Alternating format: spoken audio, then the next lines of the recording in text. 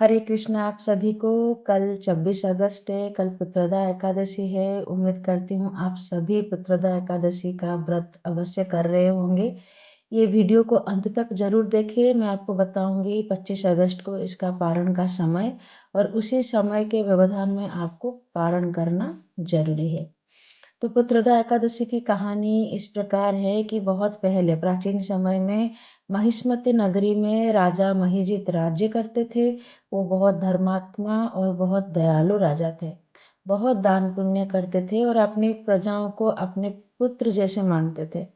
वो हमेशा उनका यही प्रयत्न रहता था कि उनकी प्रजा कभी दुखी ना हो, लेकिन वो स्वयं बहुत बड़े दुख से जूझ रहे थे। उनका दुख ये था कि उनको संतान संतति नहीं थी। इस कारण उन्होंने जो है अपने जो विद्वान ऋषियाँ और मंत्रियों के साथ उन्होंने सलाह लिया कि मेरा ये जो मैं भुगत रही हूँ, ये जो दंड मुझे भगवान दे रहे हैं, तो इसके पीछे कारण क्या है। तो उनको मुनि ऋषियाँ ने बोला कि इसके लिए आप हमें तो आपका पिछले जन्म के बारे में जानना पड़ेगा कि आपसे कोई गलती हुई थी क्या।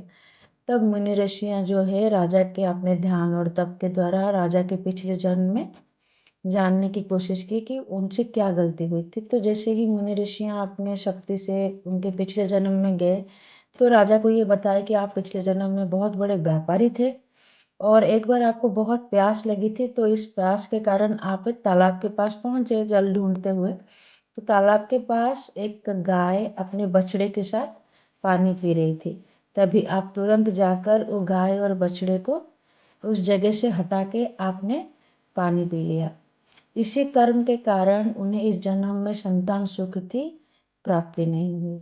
ऋषियों ने राजा को श्रावण मास का शुक्ल पक्ष का पुत्रदा एकादशी की व्रत करने की सलाह दी। राजा ने श्रद्धा पूर्वक एकादशी का व्रत रखा, भगवान श्री हरि विष्णु की पूजा की, रात में जागरण किए और अगले दिन जो द्वादशी का दिन है उसको विधि पूर्वक पारण किया। उन्होंने ब्राह्मण को भोजन करवाया और दान दिया। राजा की भक्ति से भगवान विष्णु बहुत प्रसन्न हुए। भगवान की कृपा से राजा को एक तेजस्वी और एक गुणवान पुत्र की प्राप्ति हुई। राजा और उनके प्रजा अत्यंत प्रसन्न हुए। सो इस कथा से हमें क्या सीख मिलती है।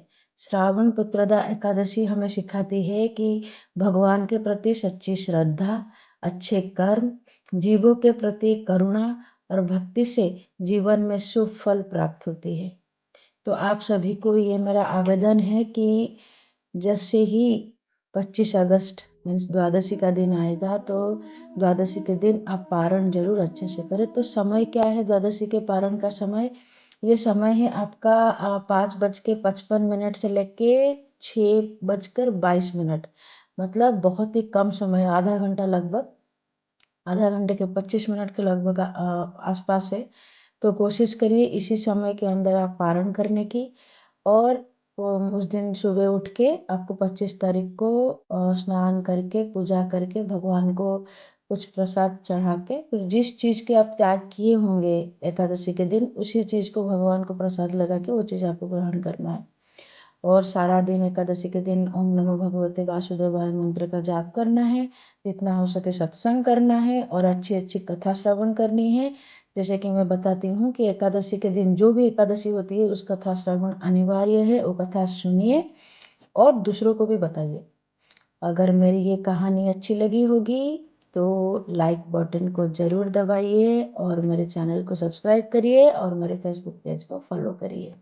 सो जय श्री राधे कृष्ण। आप सभी को पुत्रदा एकादशी की हार्दिक हार्दिक